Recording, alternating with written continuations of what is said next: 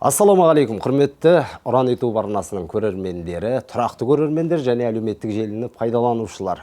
Біздер міне бүгін өз жұмысымызды одан әрі жалғастырамыз. Және де бүгін біз не туралы айтады деп отырған шығарсыздар, санитарлық эпидемиологиялық жағдай жалпы Батыс Қазақстан облысындағы ахуал туралы анықтап білетін боламыз. Ол үшін бізге шақырған қонағымыз Гүлдана Қайыржанқызы Кереева, Батыс Қазақстан облысы санитарлық эпидемиологиялық бақылау департаменті басшысының орынбасары. Қош келдіңіз. Рахмет. Енді Ұран YouTube арнасына түрлі қонақтар келеді, түрлі саланың мамандары, депутаттар, шенеуніктер, сайлауға қатысып жатқандар жалпы енді көп. Бірақ енді табы енді сіздің саланың мамандары бірінші рет келіп отыр, сондықтан қош келдіңіз, уақыт бөліп келгеніңізге рахмет. Рахмет. Бірінші сауал, өңірдегі санитарлық эпидемиологиялық жағдай қазір қалай? Осыдан бастайықшы бірінші. Бүгінгі таңда енді біздердің облысымызда санитарлық эпидемиологиялық ахуал тұрақты деп айтуға болады. Жыл сайын бізде енді өңірімізде, облысымызда жаңағы карантин ауру дейді ғой, ондай аурулар тіркелмеді. Құдай бетін әрі қылсын. 2024 жылдың өткен кезеңіне, осы 25 жылғы өткен кезеңде біздің облысымыз бойынша халықтың ортасында, ұйымдастырылған адамдардың ортасында жаппай тамақтану, улану жағдайларда тіркелмеді. Жағдай жақсы. Жағдай тұрақты. Ал енді өзіңіз білесіз ғой, жаңа көршілес облыстарда бір тамақтан улану фактілері және де соңғы кезде жиілеп кеткен сияқты, ол тұрғыдан біздің жақсы ғой. Енді жаңа жоғарыда айттым ғой, облысымыз бізде жаппай тамақтану улану жағдайлары болмады. Соңғы осы 4 жылда болмады. Азды-кем жағдайлар болды ма негізі? Негізі енді мүлдем бәрі жақсы деп айта беруге келмейтін болар. Енді бізде жаңағы қалалық басқарма, аудандық басқармаларға жіті ішек инфекцияларын бірен-саран жағдайлар тіркеліп тұрады. Ол жағдайлар бізде көбінесе жаңа тұрмыстық жағдай дейді ғой. Адам өзінің жанұясымен тамақ әзірлеп, келесі күн сол тамақтың қалған қалдықтарын егер тамаққа қолданса, сондай кездерде жаңағы жанұяның мүшелері тағамнан улану алып жатқан жағдайлары бар. Дегенмен де ондай біздің санитарлық эпидемиологиялық саламаттылық саласындағы құжаттарға байланысты бұндай тұрмыстық жағдайдағы жағдайлар бізде тек қана эпидемиологиялық тергеу жүргізіледі, ал жаңағы тексеріс ашып, үлкен деңгейде эпидемиологиялық тексеріс жүргізу үшін ол құжатқа сәйкес 5 және одан да көп жағдай тіркелу керек. Яғни 5 адам бір жерде, бір уақытта тамақтану керек. Ал енді 1-2 адам уланса, ол... Егер 1-2 адам уланса, мысалы, оны жаңа тамақтану орны деп айтайық, 50 орынға арналған. Бұл кезде біздер тексеріс жоспардан ашпаймыз, алайда жаңағы тамақтан уланған адамдар біздерге келіп шағым жазуына болады. Шағым жазған кезде міндетті түрде медициналық көмекке жүгінген туралы анықтаманы ұсыну керек. Яғни дәлел керек. Дәлел керек, айғақты дәлелдер керек. Себебі біздер міндетті түрде оны департамент по правовой статистике, құқықтық статистика мекемесіне тіркеп, содан кейін ғана нысанға шығуға құқылымыз. Жақында ғана бүгін деп айтуға болады, су тасқыны бойынша халыққа арналған жаднама әлеуметтік желіге салыпсыз Facebook парақшаңызға көріп оқып шықтым. Жалпы мына су тасқыны дегеннен шығады ғой. Өткен жылы су тасқынынан кейін енді біраз халық әбігерге түсті, судың сапасы дедік, жалпы жағдай қаншалықты дедік. Өткен жылға бір тоқталып өтейікші, қауіпті жағдайлар болды ма? Енді 2024-тегі су тасқыны бәрімізге мәлім, енді облыс бойынша 5 ауданында орын алған болатын. Бұл кезде енді біздің мамандармен жүргізілетін іс-шаралар қандай? Ол жергілікті тұрғылықты жерде егер судың астына су құбырлары кететін болса, осы су құбырларынан келетін халыққа берілетін су міндетті түрде біздің аудандық басқарманың бас дәрігерінің қаулысына сәйкес халыққа берілу тоқтатылады.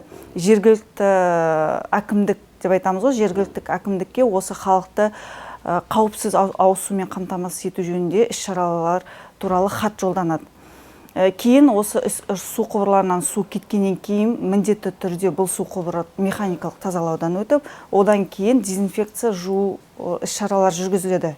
Алдын ала сынамалар алынады. Алдын ала сынамалар алынады. Егер халыққа суды таратудың алдында дезинфекция жүргізілгеннен кейін міндетті түрде біз мамандар барып сынама алады.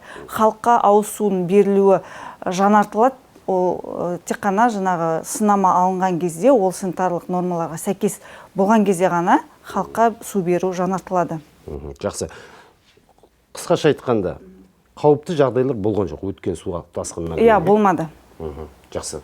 Ал айтамыз ғой, көп әңгіме айтылды ғой, Орынбор жақтан келген су, онда лас дүниелер болды. Біздің енді ішіп отырғанымыз жайықтың суы ғой, көп жағдайда енді түрлі тазартулардан өтетіні, сүзгілерден өтетіні анық, бірақ дегенмен де халық су тасқынынан кейін үйдегі краннан емес, көп жағдайда жаңағы тазартылған, өңделген суларды ішуге бейім болып кетті дегенде ақпарат бар. Қаншалық дұрыс деп ойлайсыз? Қазір қорқатындай. Енді біздер жаңа біздің саладағы заңнамаға сәйкес міндетті түрде халыққа берілетін ауыз суға мониторинг жүргізіп отырамыз. Ол жүйелі түрде.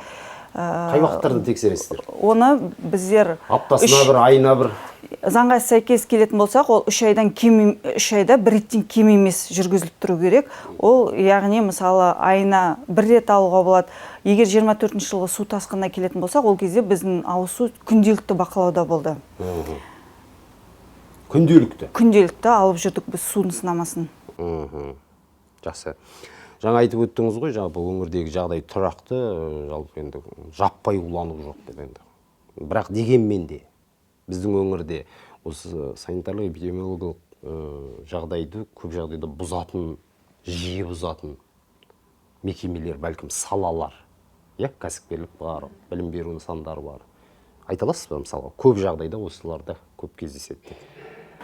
Енді бүгінгі таңда біздер егер тексерісті осыдан бірнеше жылдар бұрын біз әрбір мекемені жоспарлы тексеретін болсақ, мысалы, оның жиілігі болды.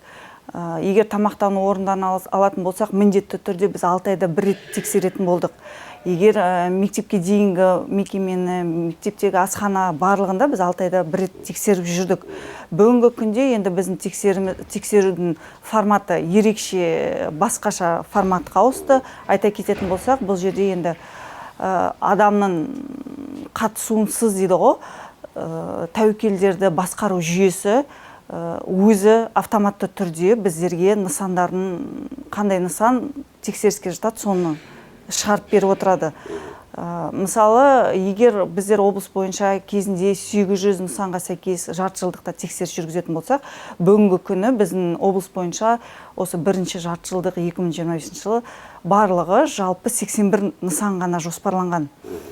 Сондықтан да қазір сізге осындай нысан бізде черный список деп айтқыңыз келіп отыр ғой. Жалпы енді жиі наразылық туатын жағдайлар. Ондай бізде список, ондай өкінішке орай жоқ қолымызда. Жақсы, түсінікті. Әрбір мемлекетте ең бірінші кезекте ана мен бала денсаулығы басты назарда. Енді аналар туралы түсінікті, балалар туралы айтайықшы. Қазір енді білім беру нысандары бар, мектептер бар, жоғары оқу орындары бар, қай жерлерде енді асханасы бар.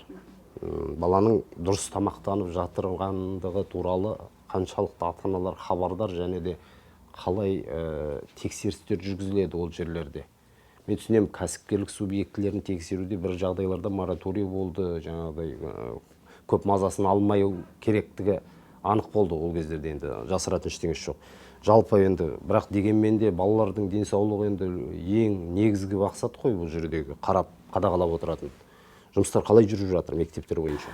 Бірінші енді статистика тоқталып кетейін. Біздер облыс бойынша барлығы, егер мектептің асханасына келсек, 367 мектеп асханасы бар, 7 буфет бар. Өңір бойынша? Облыс бойынша, иә.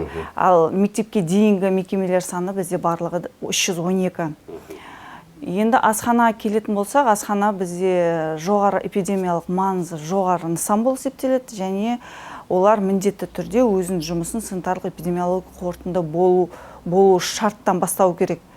Яғни, егер жаңағы асхана немесе мектепке дейінгі мекеме рұқсат қағазсыз жұмыс жасаса, ол деген жаңа заңға қайшы келеді. Біз 24 жыл және осы бір ай 25 жылдың ішінде мектепке дейінгі мекемелердің атынан, ата-аналардың атынан бір шағым келіп түсті. Ол осы Орал қаласы бойынша. Бұл жыл басынан бері? Жыл басынан, иә. 24 жылы болған жоқ, иә. Мүлдем болған жоқ? Болған жоқ. бәрі әдемі жұмыс жасап жатыр деген сөз бе? Тап-таза барлығы. Енді ол жағын дәл айта алмаймын да, мысалы бізде жеке кәсіпкерлік кодексі деген бар. Егер ата-ана бізге шағым түсіретін болса, ата-ана мысалы бір бет қағазға жазады, мен балам тамақ осылай. Уланды, құсты, басқасы. Жоқ, уланды емес, тамақты бермеді, граммы келмейді, ыстық су жоқ, меню келмейді. Ол кезде енді біздер тексерісті жаңағы құқықтық статистикаға тіркеу үшін бізде міндетті түрде айғақтар болу керек. Сосын біз заңға сәйкес жаңағы жазған ата-анаға жауап хат жазамыз. Біздер тіркелу үшін міндетті түрде айғақ болу керек, сол айғақты сіз бізге ұсыныңыз деп. Ол қалай алып келеді? Мысалы, ол жерде граммын өлшеп отырмайды ғой тамақты. Енді грамм өлшемейді, бірақ фото бар. Сосын заң бұзушылықтың әртүрлісі бар ғой, бағана айтып отырмын ғой, ыстық судың болмауы, ыдыс аяқтың шетінің ұшып кетуі, бұның барлығы да біздің санитарлық нормаларға сынық. Ыдыс аяқ деп айтасыз. Ал енді балаларға мектептен су ішеді. Дәліздерде жаңағы фонтандар қойылады, басқасы. Сол судың сапасы қаншалық тексеріледі? Алқанып жүгіріп келеді де бала, мысалға дене шынықтыру пәнінен шығып келіп су ішеді. Шығып бара жатыр. Жалпы енді бала су ішкіш қой. Қаншалықты сапалы осы? Ол бойынша шағымдар болды ма? Мектептердегі ауыз судың мәселесіне байланысты біздерге шағым түспеді. Алайда енді әрбір мекемеде, әрбір мектепте ауыз су режимін сақтауға белгілі бір жеке тұлға дейді ғой, сол бұйрықпен бекітілуі керек. Және де біз тексеріс кезінде міндетті түрде осы ауыз суға, ол жаңағы фонтанчик болсын, немесе бутилированный дейміз ғой, ыдыстағы судың барлығына біздер оның қауіпсіздігін растайтын құжаттарды сұраймыз. Енді бүгінгі күні жүргізілген барлық тексерістің нәтижесінде осы дәл ауыз судың сапасына күмән келтіретін немесе сол ауыз суға қауіпсіздік растайтын құжаттар берілмеді деген ондай статистика бізде жоқ. Так, ендігі кезекте мен осы бір әлеуметтік желіде бір сілтемеден оқыдым. Және де сіздің атыңыз аталған сияқты, жалпы сіз таратқан ақпаратта жалпы мына мектептердегі судың сапасы табындай бір көңілді көншітпейді. Я хлор көбірек қосылуы мүмкін, басқасы деген ондай болған жоқ па? Ондай ақпарат таратпадық. Судың сапасы сонда керемет деп айта аламыз ба мектептегі? Мектептегі судың сапасы керемет дегенде, енді мектептегі ауыз су үшін жаңағы айтылған фонтанчик дейміз, сонымен қатар бутилкедегі су қолданылады. Жоқ, бутилкедегі су бұл сырттан алып келінген су ғой, солай ма? Кулер дейміз ғой, питьевая емкость. Ол алып келген кезде міндетті түрде ол мектеп әкімшілігі болсын, ол суды қабылдаған кезде міндетті түрде оның құжатын сұратады. Ал енді оның сапасын қаншалық тексереді? Іштерінде, мектептің ішінде зертхана бола ма? Оған арнайы бір... Жоқ, ол мектепте ол зертхана болмайды. Оны тек қана біз тексеріс кезде біздер судың сынамасын аламыз. Жыл басында бір аласыздар ма? Оқу жылының басында? Жоқ, тексеріс қалай бізде болады? Мысалы, үнемі тексеріс кезінде міндетті түрде біздер ауыз су сынамасын аламыз. Ал енді қазір мектептерге кірген кезде баланың жаңа мектепке келуі, кетуі, шығуы, асханаға бару, басқасы соның барлығын ақпараттандырылған бір белгілі бір электронды жүйеге енгізу жүріп жатыр. Турникеттер орнатылып жатыр. Жалпы сол кезде бір жерлерде қазір енді жаңадан шыққан үрдіс деп айтамыз ғой, балалар алақанын қояды. Фиксацияға, яғни кірді, шықты, келді деген мағынада. Қаншалықты бұл жаңағы қауіпсіз? Себебі әрбір бала қолына түрлі нәрсе ұстауы мүмкін. Келіп барып баса береді, оны келіп екіншісі басады, үшіншісі басады. Қаншалықты бұл санитарлық нормаларға сай әрекет? Енді біз әрбір нысанға бізде өзіне тән санитарлық нормалар болады. Осы мектепке арналған санитарлық нормаларда, жаңа сіздің айтып отқан турникеттеріңіз, ол біздің нормамен регламенттелмейді, көрінмейді. Жоқ. Ал егер ауру тарағанда, мысалға, қолын жумайды балалар? Жоқ, бұл енді қол жуғанда бізде енді әрбір нысанда міндетті түрде дезинфекция құралдарын қолдана отырып, желдету жасап, міндетті түрде күніне бірнеше рет тазалық жұмыстар жүргізіледі. Оны қадағалап отырсың, мектеп басшылығы? Оны мектеп басшылығы қарап отырады. Сонымен қатар, егер біз тексеріске барсақ, міндетті түрде жаңа тазалыққа шайынды дейді ғой, сол шайындыларды да біздер алып тексереміз. Ал енді келетін ет, басқа да тағам түрлері, көкөністердің қаншалықты сақталғандығы барлығын қарайсыздар ма? Енді біздер мектепті тексерсек, басынан бастап барлығын тексереміз. Егер асханасына келетін болсақ, асханасындағы жаңағы құрал жабдықтарын жұмыс жасамай тұрғаны, тамақтардың өзіне ілеспе құжаттарының болу болмауы, асхана аспазшы дейді ғой, аспазшының арнайы киім киюі, тырнағы болмауы, әшекей тақпау, соның барлығы біздің санитарлық нормаларда көзделген. Шашының жабуы, шашын қалпақтың астына жинауы, лак болмауы, барлығы да ол біздің нормалармен көзделген. Енді мына көп жағдайда сіздердің енді жұмыстанатын тағы бір салаларыңыз бұл бизнес нысандары. Қазір енді білеміз, донер сататын, суши сататын орындар көп, дәмханалар, асханалар. Жалпы мына кәсіпкерлік нысандармен жұмыстар қаншалықты қадағаланып жүргізіліп жатыр. Мысалы, мен жуырда естідім, бір жерде суши жейтін жерде бір 2 адам ба, 3 адам ба уланып қалыпты. Енді қаншалықты арызданып хабарласқанын білмеймін, бірақ дегенмен де естідім. Жеке бизнес істейміз ғой, жеке кәсіпкерлермен біздер үнемі жүйелі түрде Атамекен кәсіпкерлер палатасымен жүйелі түрде ақпараттық жұмыс ретінде жұмыстанамыз. Өзіміздің де департаменттің басқармаларының әлеуметтік желілері бар. Сол әлеуметтік желіде өте көп ақпараттық жұмыстар бізде жүргізіліп отырады. Жаңа өзіңіз айтқандай донер, суши, бұлар біздің заңға сәйкес эпидемиялық мәні болмашы нысандарға жатады. Қалай? Яғни олар өзінің жұмысын бастар алдында біздерге келіп, немесе жаңағы е-лицензия бағдарламасы арқылы рұқсат қағаз алу міндетті емес. Олардан міндеттелмейді. Олар тек қана өзінің жұмысын басталған туралы хабарлама жібереді. Яғни мен жеке кәсіпкер болсам, мен е-лицензия бағдарламасына кіремін, мен осындай бүгіннен бастап донер пісірумен айналысып жатырмын, адресім осындай, санитарлық нормаларды сақтаймын деп бізге онлайн хабарлама жібереді. Сол хабарлама бізге түскен күннен бастап бұл донер пісіретін орынның рұқсат қағазы бар деген сөз. Бар, бірақ тексерілген жоқ. Бар, бірақ тексерілген жоқ. Бұл жерде енді мемлекет қанша қолдау көрсетсе, енді бір жағынан ол жеке кәсіпкерге өзіне жауапкершілікті артып отыр. Яғни жеке кәсіпкер мен осы санитарлық нормаларды сақтап, сәйкестендіріп санитарлық нормаларға ашып отырмын деп өзі бізге хабарлама бергендіктен барлық жауапкершілік ол жеке кәсіпкер мойнында болады. Енді алайда на практике қарасақ, ол басқаша. Мысалы, басқа өңірлерде тамақтан улану фактілері болған кезде, енді анықталған бұзушылықтарды қарасақ, хабарлама берген кездегі де, шыққан кездегі көрініс екеуі екі түрлі. Көп жағдайда себебі? Енді ол басқа өңір емес, енді біздің облыста да енді бар ондайлар. Мысалы, көптеп орындарды ашып жатыр, тез тамақтанатын адамдар, мысалы, сатушы перчатка кимейді, арнайы киімі жоқ, халыққа тамақты жіберіп отырады. Бұның барлығы да санитарлық нормаларға қайшы келеді. Егер талаптар бұзылса, сіздер оларға айыппұл салатындай бар ма? Әрине бар. Егер бізге жеке тұлға, қала тұрғыны, ауыл тұрғыны болсын, бізге егер арыз жазатын болса, және ол арызға фотоға түсіріп, дәлелді айғақты фактыларды беретін болса, онда біз міндетті түрде жоспардан тыс тексеріс ашып, тексеріске шығып, оларға шара қолданамыз.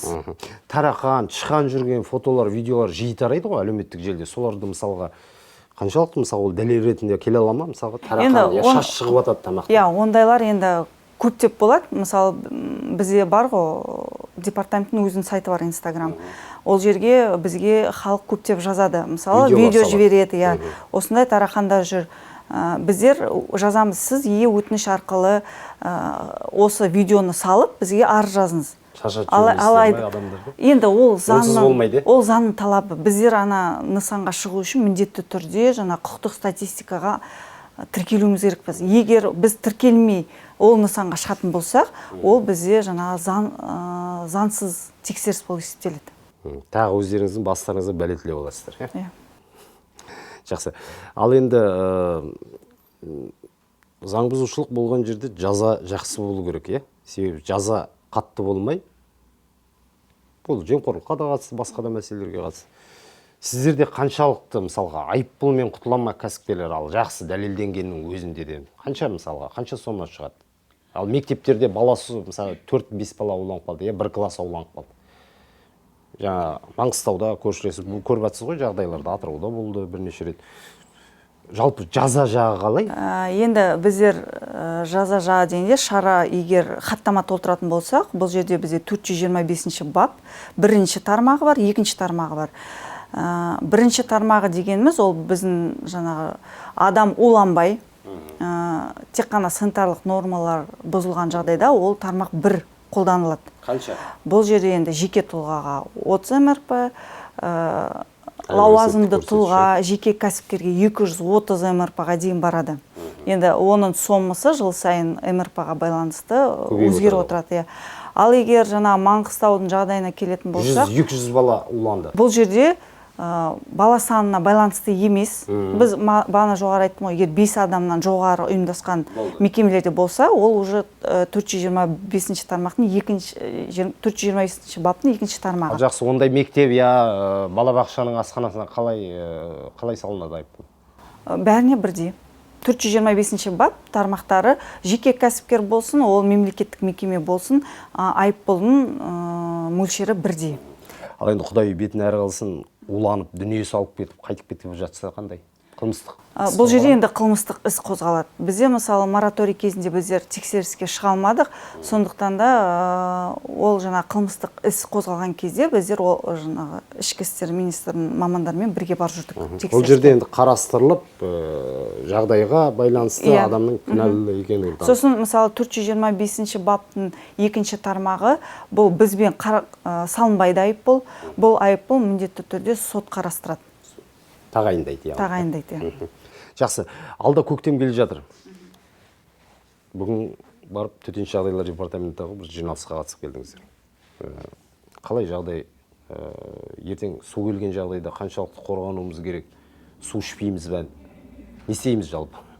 Енді су тасқын алдындағы іс-шаралар бұл ең біріншіден әрине егер су тасқыны болған кезде халыққа айтатынымыз бұл ауыз су үшін міндетті түрде суды қайнатып ішу. Бұл краннан алатын суды айтып отырсыз ғой, иә? Иә, краннан. Ал егер бөтелкедегі суды ішсе, ол енді құп, ол одан да жақсы. Ал енді мынандай сұрақ. Енді мамансыз ғой, эпидемиолог маман. Ал сол бөтелкеде, құтыларда сатылатын сулардың өзі сол ертең краннан алынып, кейін өңделіп жатқанда, мысалы өлмейтін паразиттер болуы мүмкін, е? Оны да қалай толық негізбен айта аламыз, қауіпсіз деп? Енді бұл жерде айналып келгенде сол барлығы да суды да шығаратын жеке кәсіпкер, заңды тұлға айналып келгенде сол жеке кәсіпкердің өзінің жауапкершілігі. Яғни ол мысалы біз ертең су тасқыны алдында міндетті түрде ұйымдасқан мекемелер, соның ішінде мектептер бар, мектепке дейінгі мекемелер бар, сонда біздер ауыз су режимін күшейту жөнінде ақпараттық хат жолдаймыз. Әрине біздің хаттан кейін де біздің былайда өмірде су тасқыны болмаған жағдайда да міндетті түрде мектепте, мектепке дейінгі мекемеде рұқсат, қауіпсіздік оның құжаты болмаса ол су қабылданбайды. Енді ол айтып тұрмын ғой, кәсіпкердің өзінің жауапкершілігі. Ал енді су тасқыны болған жағдайда төтенше жағдайлар жарияланып жатырса, қаншалықты су жиі тексеріліп тұрады? Тәулігіне ме? Жоқ, бұл 2024 жылдың практикасына қарасақ, онда біз күнделікті мониторингқа көшеміз. Міндетті түрде. Сіз жаднамада жазып кетіпсіз, тіпті тұрғын үйлер мен аула аумақтарын тіпті көшеде қолғаппен тазалау, яғни бұл да бір қорғанудың тәсілі. Иә, бұл да бір алдын алу, инфекциялық аурулардың алдын алу іс-шарасы болып есептеледі. Бұл неге? Себебі су тасқынын біз білеміз, бұл не? Жауын шашынның көп мөлшерде немесе қардың тез еруінен болатын жағдай. Бұл су арнасынан су шыққан кезде кеміргіштер, су тасқыны енді бір кері әсері бұл кеміргіштер. Кеміргіштер олар бізде жаңағы аула дейміз ғой. Иә. Аулада болуы мүмкін. Үйде де болады ғой? Үйде де болады, аулада да болады. Енді Жеке ауланы жеке үйлерді жинағанда міндетті түрде қорғаныс құралдары. Әрбір жерде жаңағы Иә, кеміргіштердің өзінің сақтау керек. Ал жақсы, енді бір мынандай бір қызық деп айтамыз ба, жалпы осындай бір сауалмен аяқтасақ сұхбатты. СЭС деген кезде көп жағдайда жаңа айтқан, өзіңіз айтқан кәсіпкерлердің жаңағы рұқсатнама қағаздары болу керек оларда. Бұрын СЭС-тің деңгейі бір тәртіп сақшыларының қадағалаушы, тексеруші орган ретінде қабылданды. Енді әлі де солай болар деп ойлаймын. Жалпы сіздің ведомствода құжат жазып беріп, я болмаса бір рұқсатнамаларды тексерусіз берген бір сыбайластық фактілер болды ма? Ұсталып кеткен сонымен. Жоқ, енді қалай айтады, бетін әрмен қылсын, ондай бізде коррупциямен ұсталған болмады. Бізде мысалы департаментта, басқармаларда ондай жоқ. Бізде департаментта міндетті түрде жыл сайын біз қала және аудан басқармаларын ішкі талдау жүргіземіз. Яғни профилактика ретінде. Және де осы жемқорлықтың алдын алу мақсатында бізде қазір мысалы бұрында қағаз түрінде рұқсат қағаздарын беретін болса, ал қазір бізге елде онлайн, барлығы да 100% онлайнға көшірілді. Сондықтан да бұл жерде енді ондай жағдайлар болмады бізде. Болмайды ақ қойсын. Болмай ақ қойсын. Жақсы, рахмет. Бір аз уақыттың ішінде біраз ақпарат, мағлұматтар алдық. Енді жаңа айтып отырмыз ғой, қазір қыстың соңғы айы, көктемгі су тасқынына дайындық, оның алдын алу шаралары өте белсенді жүріп жатыр. Дәл қазірдің өзінде де өңір басшысы Нариман Төреғалиұлы аудан-ауданды аралап жүр, жұмыстарды, бөгеттердің жағдайын тексеріп енді. Сіздерге де қатысы бар жұмыс, сондықтан да Құдай бетін әрі қылсын дейміз. Енді көктеміміз тыныш өтсін деген тілекпен осы жерден тоқтайық, рұқсат болса. Сізге енді келіп уақыт бөлгеніңіз үшін рахмет айтамыз. Құрметті Ұран YouTube арнасының көрермендері, бүгін міне өздеріңізбен бірге Гүлдана Қайыржанқызы Кереевамен әңгіме соқтық. Бұл жердегі өңірдегі санитарлық-эпидемиологиялық жағдай, жалпы мына алдағы көктем су тасқыны келе жатыр деп ел дабыл қағып жатыр. Енді біз анығын білмейміз, болатын кезде көрерміз. Бірақ дегенмен де сақтық шаралары қашанда қарастырылу керек деген пікірдеміз. Біздің сұхбатымыздың астына пікірлеріңіз жаза отырыңыздар. Жалпы қалай ойлайсыздар? Көктемде су келеді ме? Келген жағдайда қалай болады? Көпті алаңдатып отырған мәселе шын мәнінде. Соның ішінде және еліміз бойынша Батыс Қазақстан облысы қауіпті аймақтардың бірінде. Аман болайық, келесі кездескенше.